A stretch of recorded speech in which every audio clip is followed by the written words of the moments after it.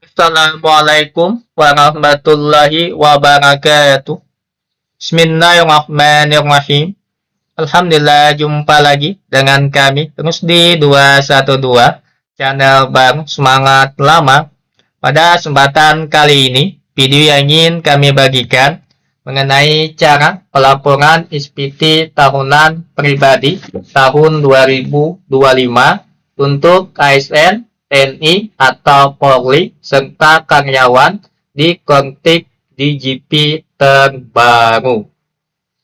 Sebelum kita mulai praktikkan caranya, di sini ada catatan penting yang perlu kami sampaikan terlebih dahulu.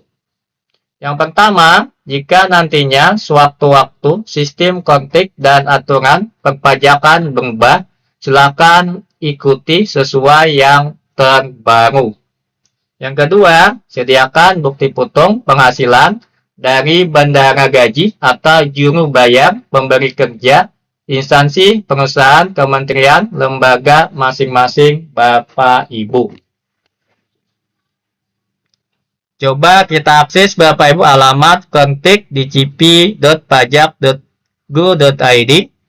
Untuk login, kita coba klik lanjutkan. Untuk bisa login, Bapak Ibu silakan masukkan ID pengguna berupa NIK dan kata sandi yang terdaftar. Untuk login pertama kali ke kontak Bapak Ibu, kata sandi bisa menggunakan kata sandi DJP online. Bagi yang baru pertama kali login ke kontak, bisa menggunakan kata sandi DJP online.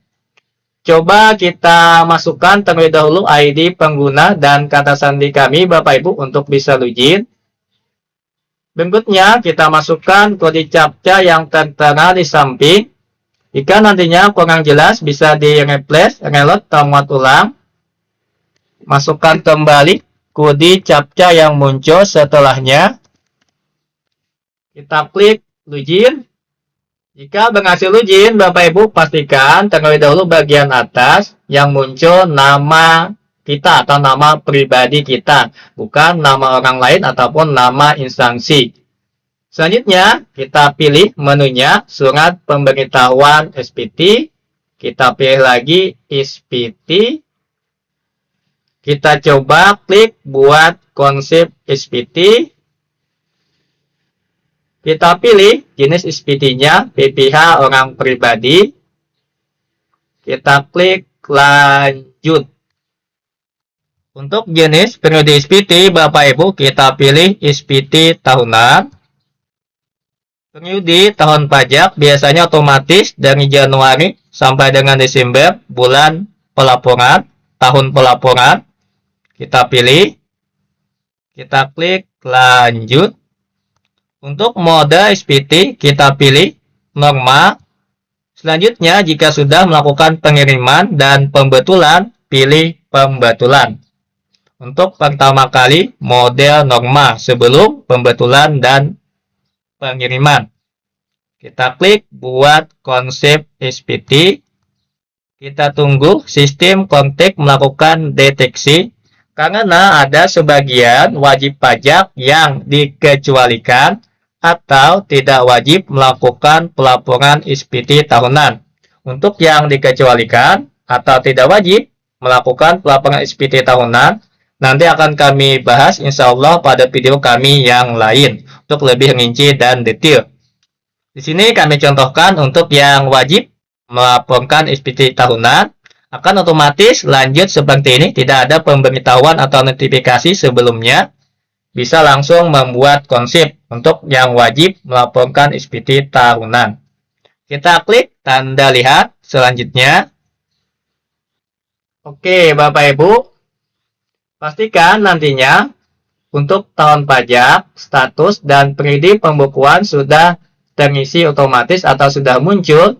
Jika nantinya belum muncul, silakan dicoba refresh atau membuat ulang sistemnya, takutnya gangguan atau error.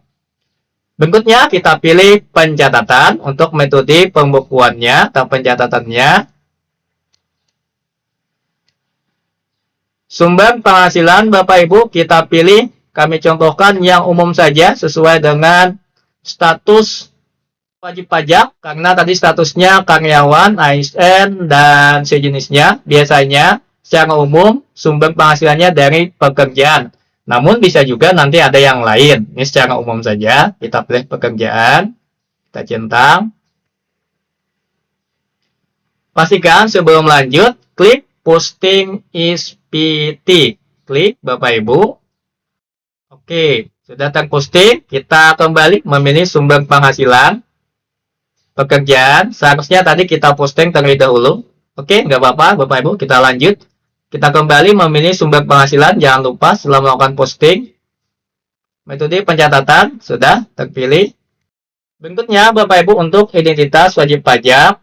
Biasanya yang abu-abu sudah terisi by system, tidak perlu diapa-apa lagi.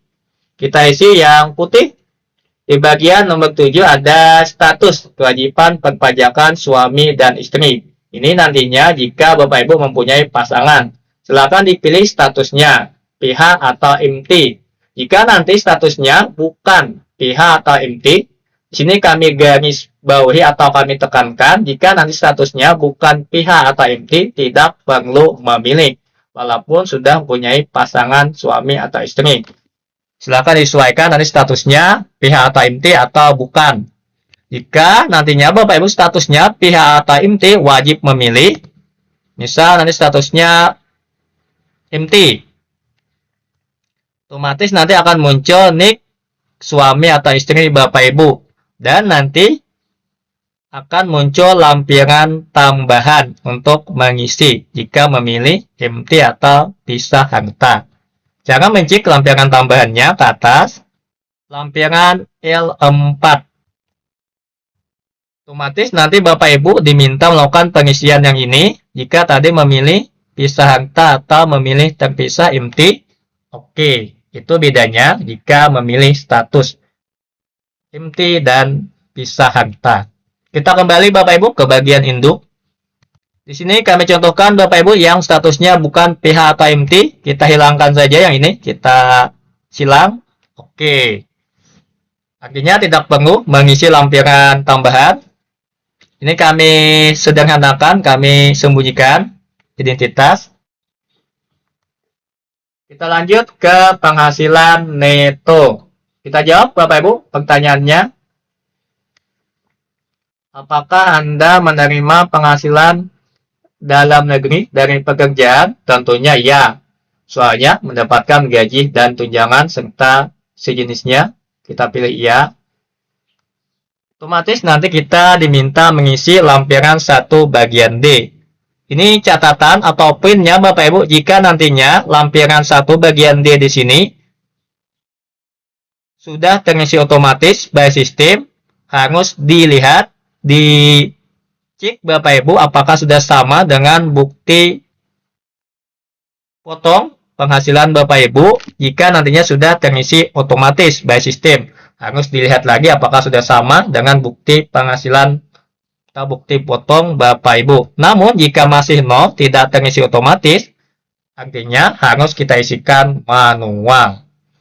Di sini kami contohkan Bapak Ibu yang tidak terisi otomatis, nanti akan kami isikan manual lampiran 1 bagian D. Atau langsung saja Bapak Ibu, sebelum kita menjawab pertanyaan yang lainnya, kita isi terlebih dahulu lampiran 1 bagian D supaya tidak bingung. Kita ke atas, kita masuk ke bagian lampiran 1. Bagian D yang ini, penghasilan neto dalam negeri dari pekerjaan. Ke bawah, ke bagian D, kita klik tombol tambah. Oke Bapak Ibu, kita lanjutkan untuk mengisi penghasilan neto dalam negeri dari pekerjaan. Kolom pertama ada nomor identitas pemberi kerja. Di bagian D tadi yang ini, kita klik tambah, tadi kita masukkan, di sini ada nomor identitas pemberi kerja. Di sini Bapak Ibu kami masukkan nomor bendahara atau nomor NPWP dari instansi, kementerian, lembaga di tempat kami, kantor Kementerian Agama sesuai dengan pemberi kerja.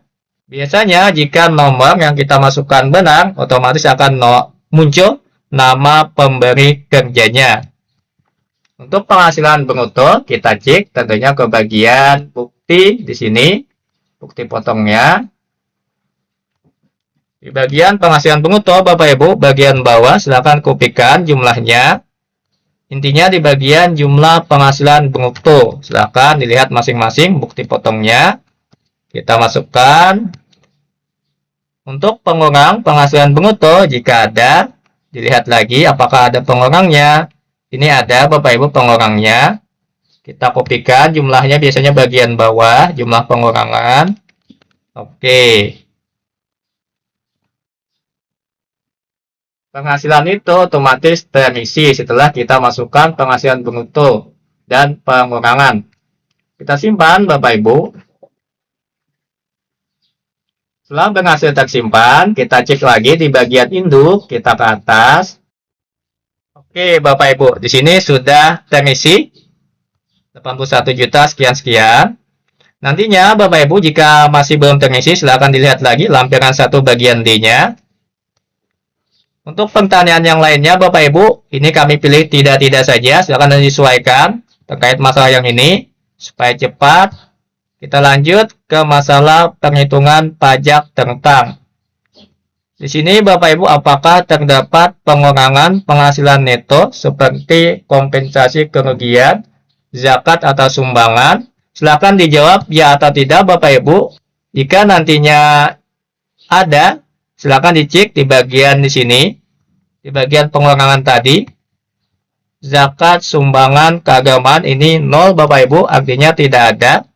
Kita jawab pertanyaannya tidak. Jika ada, nanti akan mengisi lampiran 5 bagian A. Ini kami tidak.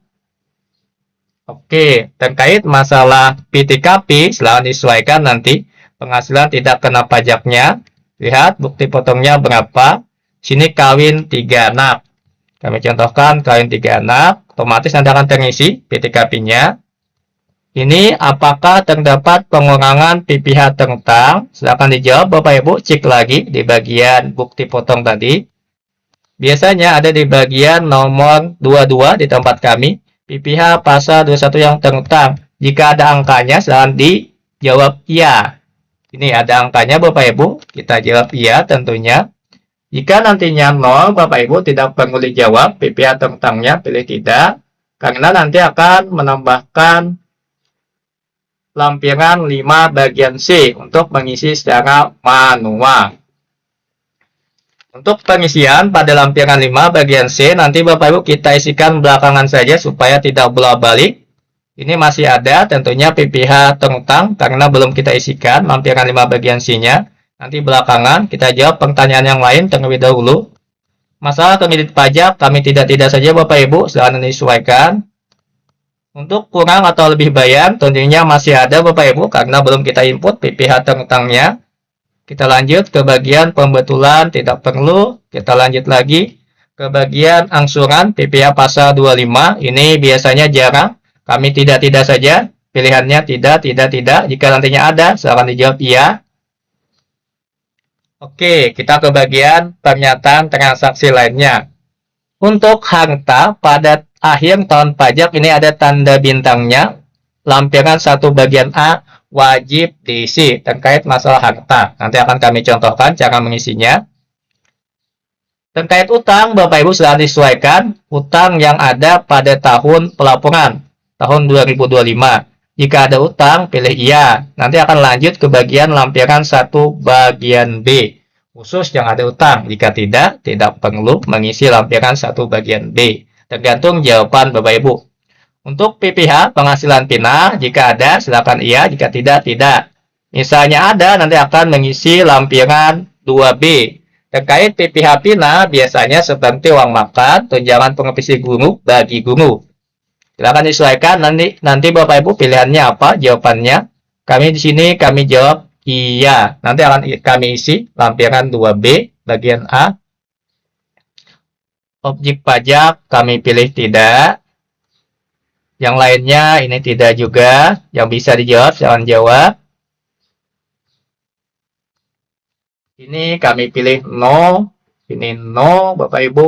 Oke, selebihnya kira-kira Bapak Ibu sudah semua pertanyaan kita jawab. Nanti kita coba cek lagi jika ada yang kurangnya. Kita isi lampiran-lampirannya terlebih dahulu. Terutama untuk lampiran PPh terutang, karena ada tadi lampiran PPh terutang, kita cek kembali di bagian lampiran 5 bagian C yang ini Bapak Ibu, pengurangan. Kita ke atas ke bagian L5, bagian C, pengurang PPh terutang, ke bawah langsung. Kita tambah. Kita pilih jenis pengurangnya. Di sini kami pilih Bapak Ibu yang atau yang ini. Terkait ini Bapak Ibu kami kurang begitu paham apakah yang ini atau yang ini. Kami contohkan yang ini saja Bapak Ibu, pengurang PPh lainnya. Silakan nanti ditanyakan kepada kantor pajak setempat terkait jenis pengurang PPh terutang. Yang penting nilainya kita masukkan terlebih dahulu supaya jangan ada lebih bayar. Ini tadi PPh terutangnya, angkanya. Untuk jenisnya kami masih ragu-ragu apakah yang tax holiday tadi atau yang pengurang PPh lainnya. Yang ini atau yang di bawah. Ini kami simpan saja terlebih dahulu bagian PPh lainnya, jenisnya kita simpan. Oke. Kita nanti akan cek Bapak Ibu di bagian induk apakah masih ada yang lebih bayar atau kurang bayar. Kita isi lampiran yang lain terlebih dahulu, kita kembali ke atas. Yang satu Bapak Ibu, ini wajib yang ada utang atau harta tadi. Harta wajib diisi.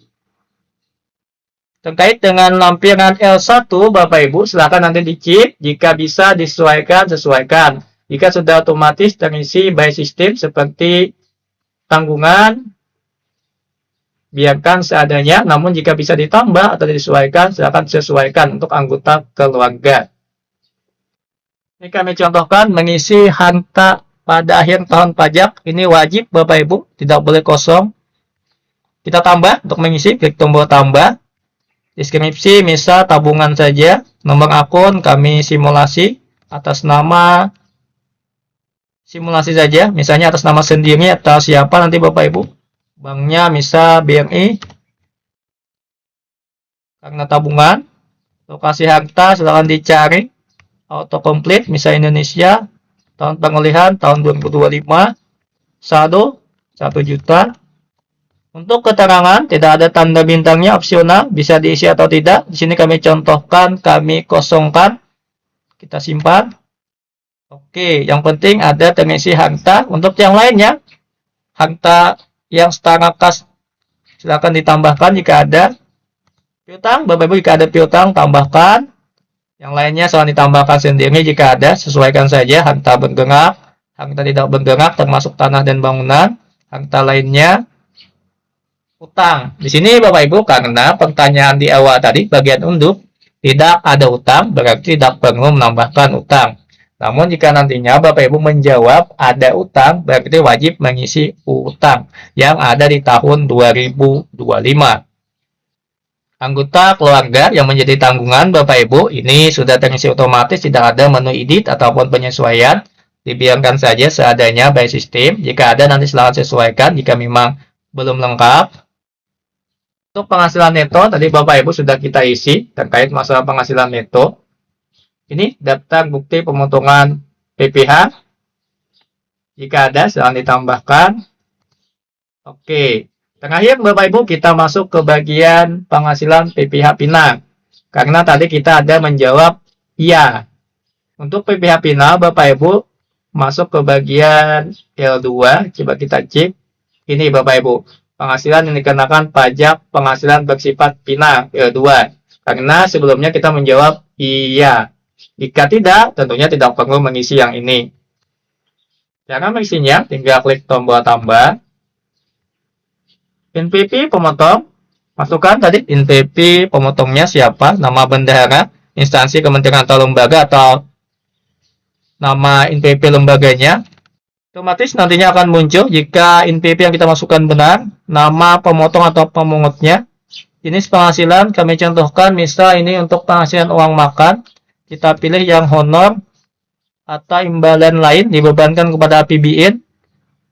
Misal golongan 4, kita sesuaikan golongannya. Intinya silahkan dipilih nanti jenis penghasilannya yang sesuai Bapak Ibu. Apa, misal tunjangan pengepisi guru, silahkan dicari nanti masuk ke mana, misal saja. Untuk DPP, berapa jumlahnya? Misal 10 juta, PPh terutang 0, kita klik simpan. Oke, berhasil tersimpan. Untuk selanjutnya silakan diisi jika ada lagi penghasilan yang dikenakan pajak penghasilan bersifat final. Ini kami cukupkan contohnya 1, karena tadi kita menjawab iya. Namun jika Bapak Ibu tidak menjawab tidak pertanyaan di awal di induk tadi, tentunya tidak perlu mengisi penghasilan yang dikenakan PPh final.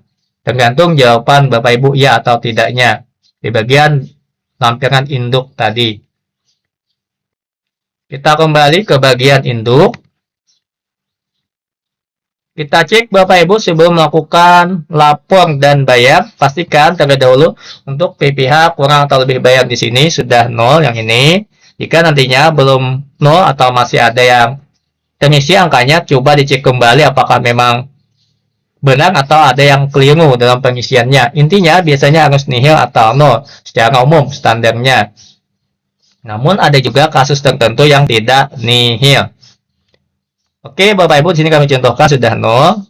Yang lainnya Bapak Ibu coba kita simpan konsep terlebih dahulu untuk menyimpan. Kami rasa sudah cukup, yang lainnya sudah terisi dan sudah dijawab juga semua pertanyaan yang ada. Berikutnya Bapak Ibu coba kita centang untuk melakukan percobaan bayar dan lapor. Kita klik bayar dan lapor setelah mencentang pernyataan.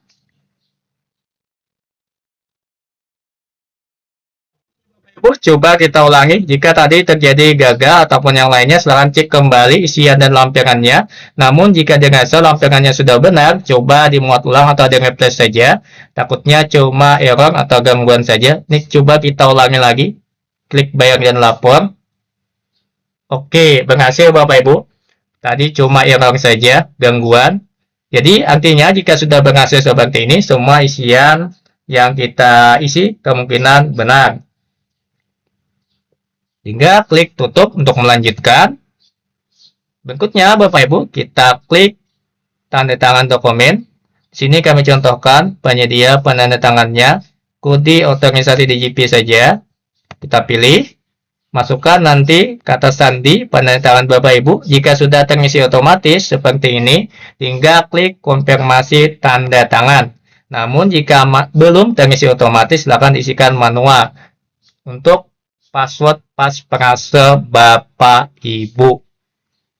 Tinggal klik konfirmasi tanda tangan. Mohon maaf, ini tidak kami lanjutkan Bapak Ibu, karena ini sifatnya simulasi, nanti akan terkirim. Jika kita klik konfirmasi tanda tangan, akan masuk ke bagian SPT yang sudah terkirim.